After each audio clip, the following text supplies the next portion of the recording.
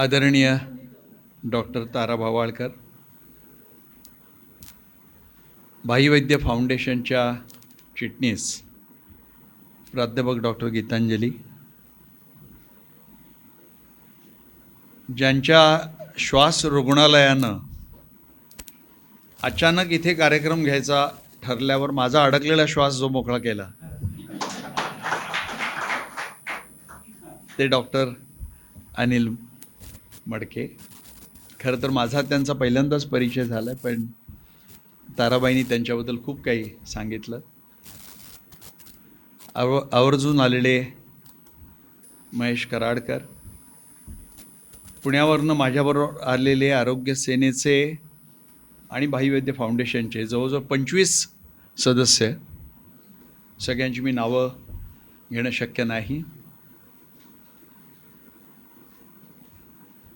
आणि ऐनवेळेला हा कार्यक्रम ठरल्यावर ज्यांनी भरपूर धावपळ करून खरं तर एक अत्यंत अनौपचारिक पण देखणा उत्स्फूर्त असा कार्यक्रम इथे जन्माला घातला, ते विकास मगदूम, सेवा दलाचे आमचे सदाभाऊ सदाशिव मगदूम, आपला खडा आवाज घेऊन इथे उभा गायला राहिलेला आमचा बाबा नदाब आणि त्यांचे सर्व सहकारी आणि आपण सर्व उपस्थित.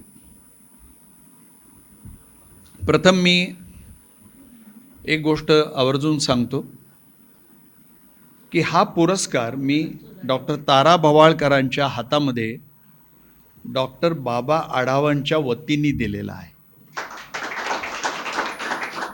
हा कार्यक्रम 2 एप्रिल बाईंच्या पुण्यतिथीच्या दिवशी पुण्यामध्ये SM जोशी फाउंडेशनच्या मुख्य सभागृहामध्ये डॉक्टर बाबा आढावांच्या उपस्थितीत होणार आहे.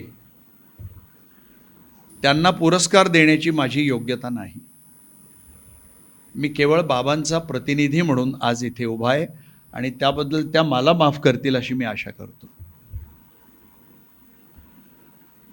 त्याचबरोबर भाईवैद्य फाउंडेशनच्या आणि आरोग्य सेनेच्या सर्वांच्या वतीने मी मनापासून कृतज्ञता व्यक्त करतो की आपण हा पुरस्कार एका क्षणामध्ये स्वीकारला. पहिला पुरस्कार नयनतारा सहगलजींना, दुसरा पुरस्कार हा रवीश कुमारांना, तिसरा पुरस्कार हा इतिहासकार जयसिंगराव पवारांना, चौथा पुरस्कार चित्रकर्मी आनंद पटवर्धनांना आणि हा पुरस्कार डॉक्टर तारा भवाळकरांना. कदाचित पुरस्कार मिळालेल्या लोकांची नावं ऐकल्यावर हा एक प्रश्न पडू शकतो की लेखक, पत्रकार, इतिहासकार, चित्रपटकार आणि भाई हे नातं काय असू शकतं, हा एक प्रश्न कोणाच्याही मनात येऊ शकतो की एक समाजवादी विचारवंत, समाजवादी नेता आणि खऱ्या अर्थानं तुम्ही म्हणालात तसा एक समाजवादी हाडाचा कार्यकर्ता असे भाई वैद्य आणि या सर्व क्षेत्रातली ही दिग्गज मंडळी आणि त्यांना हा पुरस्कार आम्ही विविध क्षेत्रातल्या लोकांना देत राहणं, हा एक प्रश्न क्षणभर कोणाच्या मनात येऊ शकतो. पहिली गोष्ट मला सांगितली पाहिजे की भाई हे हाडाचे कार्यकर्ते होते, ते हाडाचे राजकारणीही होते, पण खऱ्या अर्थानं भाई हे विचारवंत होते.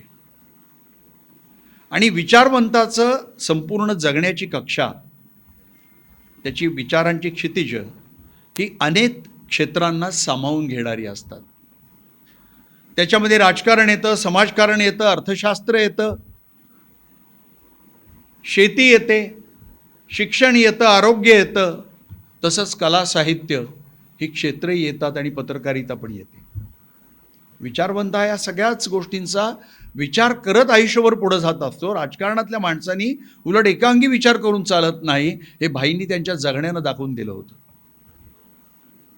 आणि त्याचबरोबर ही जी सर्व समाजवादी नेत्यांची एक पहिली फळी होती ना, त्या फळीच्या बाबत एक वैशिष्ट्य होतं की याच्यातली बरेच नेते हे त्यांच्या अत्यंत तरुण वयामध्ये युरोपामध्ये गेलेले होते आणि युरोपाच्या प्रबोधन युगाचा अत्यंत डोळेसपणे अभ्यास करून आयुष्यभर त्या आधुनिकतेचा जोड आपल्या राजकारणाला देणारी माणसं होती. म्हणजे डॉक्टर लोहिया असतील किंवा नातपई असतील, भाई असतील, ह्या सर्वांना युरोपच्या आधुनिकतेचा, तिथल्या संपूर्ण सांस्कृतिक प्रबोधन युगाचा एक वेगळा स्पर्श झालेला होता आणि त्यामुळे ही सर्व माणसं कधीच एकांगी आयुष्य जगली नाहीत. आणि त्यामुळं भाईंचा हा पुरस्कार देताना ज्या वेळेला सुरुवात करायची होती तेव्हा डॉक्टर बाबाराव आणि माझी जी चर्चा झाली त्याच वेळेला मी असा निर्णय घेतला की हा पुरस्कार विविध क्षेत्रातल्या लोकांना दिला जाईल. आता प्रश्न पुढचा असा होता की निवड कशी करायची, आणि निकष अधिक साधा होता. बाबांनी एका वाक्यात मला सांगितलं की भाई आयुष्यभर जी मूल्य जगले ती मूल्य आपापल्या क्षेत्रामध्ये जगणाऱ्या दिग्गजाला हा पुरस्कार आपण द्यायचा. तुम्ही म्हणालात की मी मास्तरकी केली आयुष्यभर, पण तुमच्या लेखणीतून भाई आयुष्यभर जी मूल्य जगले, ज्या मूल्यांसाठी लढले, ज्या मूल्यांसाठी 25वा तुरुंगात गेले, सगळं आयुष्य जे संघर्ष भाईंनी ज्या मूल्यांसाठी केला ती मूल्य तुम्ही लेखणीतनं जगलेला आहात. आणि म्हणून तुमच्या इतकी योग्य व्यक्ती या पुरस्कारासाठी असू शकत नाही. साहित्य संमेलनात एक फार अभूतपूर्व गोष्ट यावेळेला घडली. एक वाक्य साहित्य संमेलनाच्या अध्यक्षांच्या तोंडातनं बाहेर पडलं की जे कोण म्हणतात आम्ही जैविक आहोत त्यांच्यावर विश्वास कसा ठेवायचा हा प्रश्न पडतो, आणि सगळा देशच तुमच्या प्रेमात पडला. म्हणजे मला तोपर्यंत असं वाटत होतं की मी जैविक आहे असं म्हणणाऱ्या माणसाच्या प्रेमात लोक पडलेले आहेत, आणि या देशातल्या लोकांना झालंय काय की असा एक जण दावा करतो की मी जैविक आहे, मला परमेश्वरानंच जणू काही तुमचं आयुष्य बदलवण्यासाठी किंवा या देशाचं भवितव्य बदलून टाकण्यासाठी जन्माला घातलेलं आहे असा दावा करतोय, आणि सगळा देश त्या दाव्याने आंधळा झालेला आहे असं वाटत होतं. आणि कुठंतरी त्या लोकांच्या खदखदणाऱ्या त्या भावनेला तुम्ही अशी काही वाट करून दिली, आणि ती वाट कुठं करून दिली तर त्या जैविक नसणाऱ्या व्यक्तीचं सिंहासन ज्या शहरामध्ये आहे त्या शहरामध्ये तुम्ही ती वाट करून दिली, थेट दिल्लीमध्ये. एवढं एकच वाक्य पुरेसं होतं. म्हणजे तुम्हाला काही बाकी कोणाचं नाव घेऊन त्याच्यावर काही हल्ला चढवण्याची किंवा राजकारणाचं काही तिथे विश्लेषण करण्याची आणि देशामधल्या परिस्थितीवर भाष्य करण्याची गरज नव्हती. एका वाक्यात तुम्ही खूप काही सांगून गेलात. आणि त्यावेळेला जेव्हा मी ते वाक्य ऐकत होतो तेव्हा माझ्या डोळ्यापुढं खूप काही येऊन जायला लागलं. म्हणजे इजिप्तमधल्या फरोहांनी 5000 वर्षापूर्वी राजाला देवाचा अंश म्हणून कसं घोषित केलं, आणि तेच पाहून अलेक्झांडर तिकडे गेला,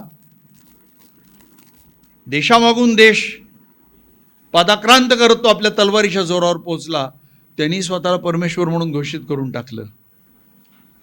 रोमन सीझरनी असेच देश पादाक्रांत केले, त्यालाही वाटायला लागलं की मीही परमेश्वराचाच अवतार आहे.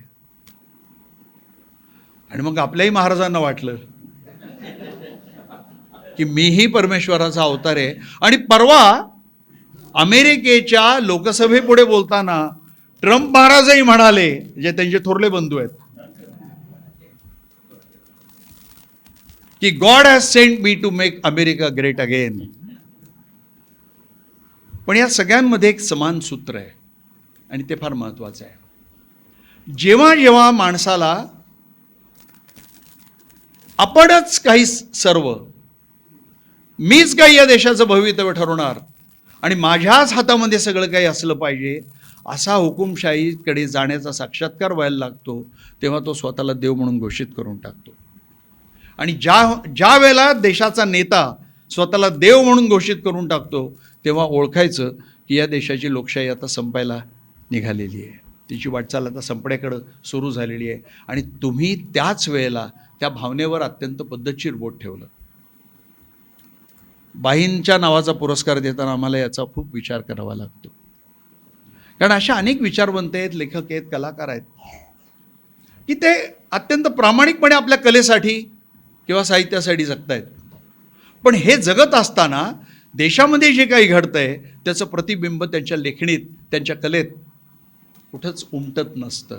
आणि मला स्वतःला प्रामाणिकपणे असं वाटतं की आपल्या भोवती जे घडतंय त्याचं प्रतिबिंब जर एखाद्या कलाकाराच्या कलेमध्ये उमटत नसेल, चित्रकाराच्या कुंचल्यात उमटत नसेल, लेखकाच्या लेखणीमध्ये उमटत नसेल, किंवा एखादा चित्रपट निर्माण करणाऱ्या माणसाच्या त्या चित्रपटाच्या भिंगातनं जर ते पडद्यावर पडू शकत नसेल तर त्याला अर्थ नाही. तुम्ही इतकं म्हणजे पुन्हा शांभुरुखासारखंच जगणं झालं आहे की मी माझ्या कलेच्या विश्वास, मी माझ्या साहित्याच्या विश्वास, देशात काय घडतं याच्याशी मला काही घेणं देणं नाही. तुमच्यासारख्याचं असं एक वाक्य हे देखील सगळ्यांना खडबडून जागं करून टाकणारं असतं. अर्थात तुमचं योगदान जे आहे ते फार मोठं आहे. म्हणजे मला स्वतःला फार वेगळ्या अर्थाने ते योगदान खूप महत्त्वाचं वाटतं आणि विशेषतः आत्ताच्या काळामध्ये ते योगदान मला अतिशय महत्त्वाचं वाटतं. साधी गोष्ट आहे, आदिम संस्कृती, लोकसंस्कृती आणि नागर संस्कृती असे हे 3 संस्कृतींचे प्रभाव आहेत. त्यातला आदिम संस्कृतीचा प्रभाव तर हा निश्चितपणे जसं जसं इतिहासाची वाटचाल पुढं होत जाते तेव्हा तो लुप्त होत जातो, किंवा कदाचित 5,000 वर्षानंतर लोकांना आपल्याकडे वळून बघितल्यावर आपण आदिम संस्कृतीचे वाहक वाटू शकतो, असंही घडू शकतं. पण याच्यातली एक अत्यंत महत्त्वाची गोष्ट अशी आहे की कुठल्याही समाजातल्या संस्कृतीला, तिथल्या मिथकांना, तिथल्या रूढींना, परंपरांना, तिथल्या संपूर्ण जगण्याला, त्यांच्या समजांना, कल्पनांना, त्यांच्या भावविश्वाला खऱ्या अर्थानं आकार देते ती लोकसंस्कृती. आणि त्या लोकसंस्कृतीचा तुम्ही त्यासाठीच आयुष्यभर अभ्यास करत गेलेला आहात. म्हणजे मला तर अनेक वेळा असं वाटतं की तुमचं एक फार सुंदर वाक्य आहे, तुमच्या मला वाटतं सीतायन पुस्तकातलं ते वाक्य आहे की नागरी संस्कृती किंवा अभिजनांचं जे वाङ्मय आहे, जे नागरी संस्कृतीतनं जन्माला येतं, ते अभिजनांचं वाङ्मय हे त्याच्यात एक आविर्भाव असतो, त्याच्यात एक स्वार्थ असतो. हे जन्माला घातलं जातं ते कुठंतरी काहीतरी एका ठिकाणी पोचायचं आहे हे डोळ्यापुढं ठेवून जन्माला घातलं जातं. आणि लोकसंस्कृती जे जन्माला घालते, जे साहित्य, संगीत, सगळे ह्या ओव्या, हे पोवाडे हे जन्माला घातलं जातं, ते उत्स्फूर्तपणे जन्माला घातलं जातं. म्हणजे मला तर अनेक वेळा तुमची पुस्तकं वाचली की वाटायला लागतं की खऱ्या अर्थानं लोकसंस्कृती हीच खरी संस्कृतीची मुख्य गाभा आहे. आणि हे तितकंच खरं आहे की एखाद्या देशाची संस्कृती म्हणजे काय, घडते कशातनं ती संस्कृती, हे संस्कृतीचे प्रभाव कशातनं निर्माण होतात, तर ते लोकांच्या जगण्यातनं निर्माण होतात. म्हणजे खरं तर चार्वाकवाद आणि लोकायत ही विचारधारा ही देखील लोकांची विचारधारा आहे. लोकायत लोकांनी जन्माला घातलेली विचारधारा, आणि मग ती विचारधारा वैदिक विचारधारेशी संघर्ष उभा करते. आणि तो असा काही संघर्ष उभा राहतो की त्या संघर्षामध्ये वैदिक लोकायतांना जवळजवळ संपवून टाकतात. ते इतकं संपवून टाकतात की त्यांचं काहीच शिल्लक ठेवत नाहीत. आणि तरी देखील त्यांच्या विरोधात जे लिहिलं गेलेलं आहे त्याच्यातनं पुन्हा शोध लावला जातो आणि चार्वाकाचं सगळं तत्त्वज्ञान आपल्या पुढं मांडण्यात येतं. आज एका प्रकारे हाच संघर्ष आपल्या देशामध्ये विचारांचा उभा राहिलेला आहे. आणि हा संघर्ष जो आता आहे हा जुना वैदिक आणि अवैदिकांच्या ज्या विविध परंपरा आहेत, म्हणजे ती जैन परंपरा असेल, बुद्ध परंपरा असेल, लोकायतांची परंपरा असेल, त्यांचा जो एक प्रदीर्घ काळ चाललेला जो संघर्ष आहे, आणि एक प्रकारे वैदिक संस्कृती अंतिमतः विविध मार्गांनी त्याच्यावर विजय मिळवत पुढे गेलेली आहे, तोच संघर्ष आज आपल्या भारतीय राजकारणामध्ये आपल्यासमोर आहे. आज आपल्या देशामध्ये जे काही घडतं आहे तेच जे घडलं होतं काही हजार वर्षांपूर्वी, तेच वेगळ्या प्रकारे आधुनिक मार्गांनी घडतं आहे. प्रत्यक्ष वेगळं काहीच नाही, हे घडतं आहे तेच आहे. लोकसंस्कृती संपवून टाकण्याचा हा प्रयत्न आहे, तिला दडपून टाकण्याचा प्रयत्न आहे. अभिजनांचं जे संपूर्ण जे जगणं आहे हेच अंतिम जगणं म्हणून समोर आणलं जातं आहे. आणि भाई आयुष्यभर ज्या शिक्षणाच्या हक्कासाठी लढले, त्या शिक्षणाच्या हक्काचा अर्थ काय, की जे शिक्षण भाईंना तळागाळातल्या शेवटच्या मुलापर्यंत पोचवायचं होतं ते त्यांना मोफत पोचवायचं होतं, त्यांना त्याच गुणवत्तेने पोचवायचं होतं. आपण म्हणालात तसंच की कलेक्टरचा मुलगा जर म्युन्सिपल शाळेमध्ये यायला लागला तर त्या शाळेतली बाकडी चांगली होतील, त्या शाळेमधली फळे चांगले होतील, शाळेमध्ये शिक्षणाचं साहित्य चांगलं होईल. म्हणून भाईंना सगळ्यांना गुणवत्ता तीच द्यायची इच्छा होती आणि त्यांना सगळ्यांना शिक्षण समान देण्याची इच्छा होती. आणि आज देशामध्ये बघा, या संघर्षामध्ये पुन्हा अत्यंत वेगळ्या पद्धतीने नव्या शिक्षण धोरणाच्या आधारे, कधी विविध धार्मिक मुखंडांच्या आधारे, कधी संघाचा चेहरा घेऊन, कधी हिंदुत्ववाद्यांच्या विविध ज्या काही भुजा आहेत देशभर पसरलेल्या त्याच्या आधारे पुन्हा नव्या शतकातली 21व्या शतकातली जाती व्यवस्था जन्माला घालण्याचा प्रयत्न केला जातोय. भाई आयुष्यभर ज्याच्यासाठी लढले ते प्रत्येक मूल्य आज धोक्यात आलेले. तुम्ही भाईंच्या विवाहाचा फार सुंदर उल्लेख केला, पण त्या विवाहातल्या 2 महत्त्वाच्या गोष्टी मला सांगितल्या पाहिजेत. एकतर 1958 मध्ये भाईंचा विवाह हा नोंदणी पद्धतीनं झाला. त्यावेळेला नोंदणी पद्धतीने विवाह होणं ही गोष्ट जवळजवळ नव्हती.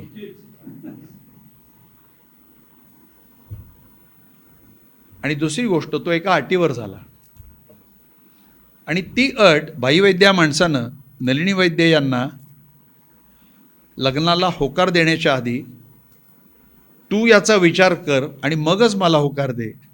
आणि त्यांना असं सांगितलं की एका अटीवर लग्न हे होईल, आयुष्यभर मी समाजाचा गाडा हाकेन आणि तू संसाराचा गाडा हाकायचास. एवढ्या साध्या अटीवर हा विवाह झाला आणि दोघं जण आपापल्या परीने अटीमध्ये मान्य केले होते ते गाडे हाकत राहिले. पण नलिनी वैद्यांचा संसाराचा गाडा संसाराचा नव्हताच. पुन्हा भाई वैद्यांना संसाराचा पत्ताच नव्हता. भाई वैद्यांना अभिजित कुठल्या नक्की येत ते हे लक्षात राहील तरी बरं आहे असं मी म्हणायचो. ते माझ्याकडे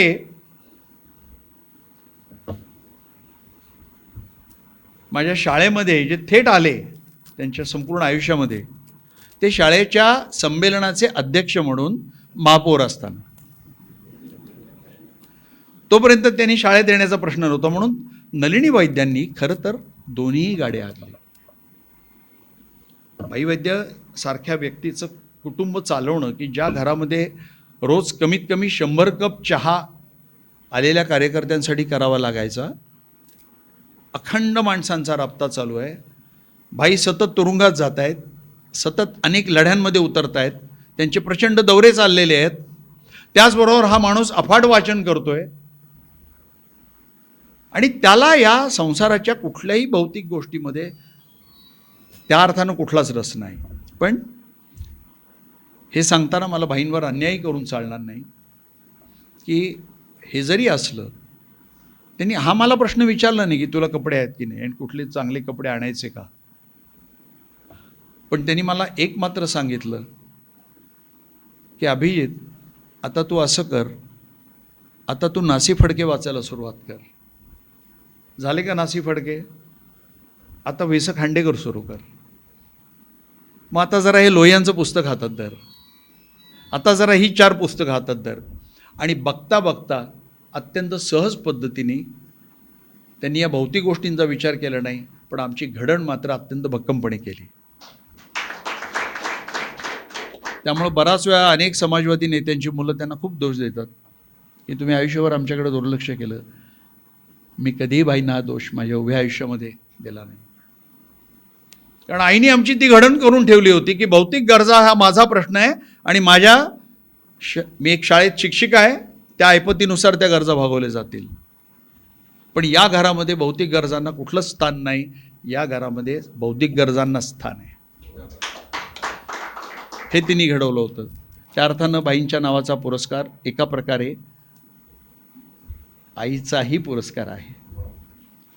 म्हणजे जसं ज्योतिबा फुले हे सावित्रीशिवाय होऊ शकत नाहीत, तसे भाई हे नलिनीताईंशिवाय होऊ शकत नाही.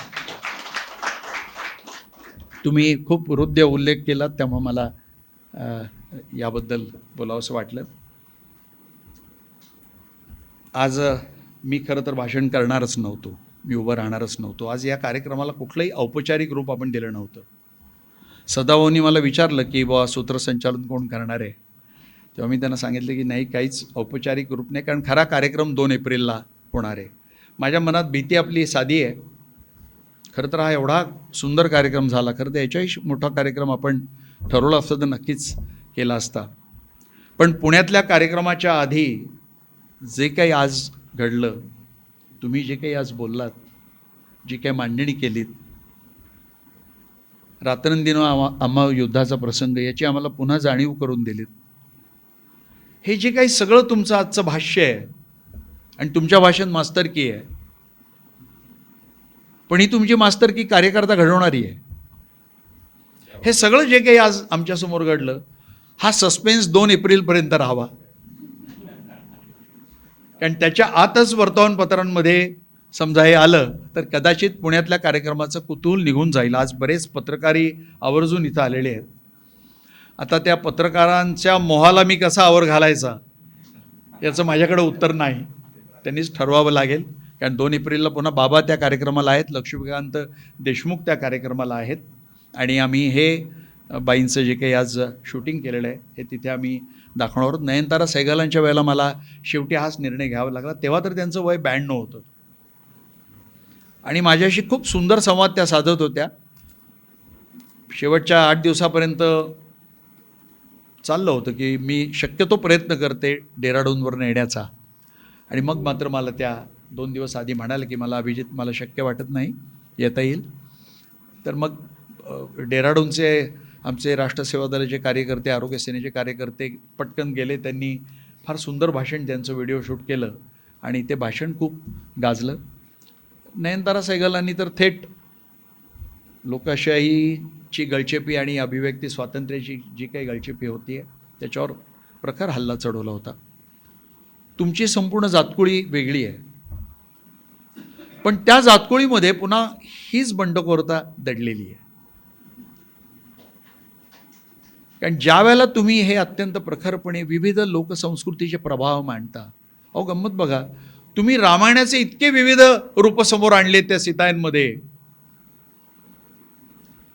आणि त्या रामायणाच्या विविध रूपांमध्ये काही इतक्या स्फोटक गोष्टी आहेत की ज्या आपल्याकडे लोकसंस्कृतीमधल्या विविध रामायणांच्या रूपानं शेकडो वर्ष चालू आहेत, त्या मांडल्या जात आहेत. आणि मग आपल्यावर एक विशिष्ट रामायण लादलं जातं, एक विशिष्ट राम आपल्यावर लादला जातो, आणि तोच राम तुम्ही स्वीकारला पाहिजे हे आपल्याला सांगितलं जातं, आणि लोकसंस्कृती धोडकारून लावत असते. आणि म्हणून मला ती स्वतःला अधिक प्रिय वाटते. लोकसंस्कृतीमध्ये जात्यावर ओव्या घालणारी ती आमची भगिनी, आमची माता, ती रामाला हलक्या दिलासा म्हणू शकते. आज जर मी उभा राहिलो वाराणसीमध्ये राम मंदिराच्या बाहेर आणि सांगितलं की अरे, आपल्या गर्भवती पत्नीला तू वनवासाला पाठवणार, तू कसला देव, तू तर हलक्या दिलाचा, तर काय घडेल हे मी सांगायची गरज नाही. पण किमान तिथं न जाता इथं मी हे बोलून टाकलेलं आहे. आज आपण सर्वजण इतक्या ऐनवेळेला एवढ्या मोठ्या संख्येने आलात. मला पुन्हा पुन्हा रुखरुख लागते की खरं तर इथेच आपण अधिक मोठ्या सभागृहामध्ये हा कार्यक्रम करायला पाहिजे होता, पण डॉक्टरांचं सभागृहही फार सुंदर आहे. एका हॉस्पिटलचं इतकं छान सभागृह सांगलीत असेल असं मला स्वतःला वाटलं नव्हतं, आणि त्यामुळं हाच खूप कार्यक्रम चांगला, आमच्या काहीच अपेक्षा न घेऊन आम्ही आलो की बाईंच्या घरी जावं, हा पुरस्कार हातात ठेवावा, तिथे शूटिंग करावं. पण हे बाईंचंच घर आहे असं बाईंनीच मला सांगितलं, आणि त्यामुळे डॉक्टर आपण तुमच्या या हॉलमध्ये आम्ही सगळेजण आज जमलो. शक्य झालं तर 2 एप्रिलच्या कार्यक्रमाला संध्याकाळी 5 वाजता आपण पुण्याला आलात तर आम्हाला खूप आनंद होईल. हा कार्यक्रम दरवर्षी बाईंच्या नावाचे अनेक पुरस्कार आम्ही देत असतो. पण बाईच्या नावाने पुरस्कार देण्याचा हेतू जो आहे तो शेवटी मी स्पष्टपणे सांगतो की बाई ज्या मूल्यांसाठी जगलेत ती मूल्य घेऊन विविध क्षेत्रात जगणारी माणसं, मग ते दिग्गज, मग तो स्मृतिगौरव पुरस्कार, ते तरुण, मग तो युवा नेता पुरस्कार, मी जो सूरज इंगडे, निरंजन टकलेंना आम्ही गेल्या वर्षी दिला, ही एक भावना आहेच. पण भाई वैद्य फाउंडेशन हे या पलीकडे अनेक उपक्रम राबवतं, खूप मोठ्या प्रमाणावर उपक्रम राबवतं. आरोग्य सेना हे जे भाई वैद्य फाउंडेशनचं मोठं भावंड आहे, 30 वर्ष आता आरोग्य सेनेला पूर्ण झाली. या सांगलीच्या रस्त्यावरनं येत असताना अनेक वेळा, म्हणजे 2दा सांगलीच्या पुराच्या वेळेला, दुष्काळाच्या वेळेला 2 वेळेला, तुमच्या सांगलीच्या या भागातल्या गावागावांमध्ये हे सर्व आरोग्य सेनेचे माझ्याबरोबर आलेले हे कार्यकर्ते आणि आमच्याबरोबर बाबा, सदाभाऊ, विकास, हे सगळे गावागावांमध्ये आम्ही कसे हिंडलो, त्याच्या विविध गावांच्या त्या प्रसंगांच्या आठवणी आमच्या सगळ्यांच्या डोळ्यापुढं तरळत होत्या. अर्थात आरोग्य सेनेच्या हा कामाचा व्याप आहे हा असे तो हिमाचल, म्हणजे केरळ, तामिळनाडूच्या सुनामीपासून कामाला सुरुवात केली, ते थेट आम्ही काश्मीरच्या भूकंपातही गेलो, नेपाळच्या भूकंपातही गेलो आणि लडाखच्या धगफुटीच्या वेळेलाही गेलो. सैन्यासारखं आरोग्य सेना काम करते आणि दुसऱ्या बाजूला आरोग्य सेना समाजातल्या विविध अनेक प्रश्नांना देखील भिडत राहते, खूप व्यापक पद्धतीनं काम करते. यापेक्षा मी आरोग्य सेनेबद्दल जास्त सांगणं यावेळेला उचित होणार नाही. मी पुन्हा तुमच्या सगळ्यांचे अत्यंत मनापासून आभार मानतो आणि शेवटी पुन्हा आमच्या सगळ्यांच्या वतीने कृतज्ञता व्यक्त करतो की आपण हा पुरस्कार स्वीकारला.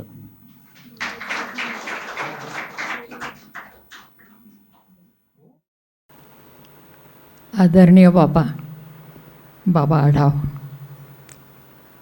तुमच्या हस्ते मला आज हा पुरस्कार मिळालेला आहे आणि मला तुमच्याबद्दलचा आदर फक्त व्यक्त करायचा आहे. लक्ष्मीकांतजी आमचे मित्रच आहेत आणि त्यांची भेट या निमित्ताने पुन्हा होते आहे, म्हणून हा आनंद द्विगुणित करण्याच्यासाठी मी पुन्हा हे 2 शब्द बोलते आहे. बाबांच्यासारख्या व्यक्तीचं पाठबळ असल्यावर म्हातारपणी थोडंसं तोंडात बळ येतं, तसं थोडंसं झालेलं असावं माझं.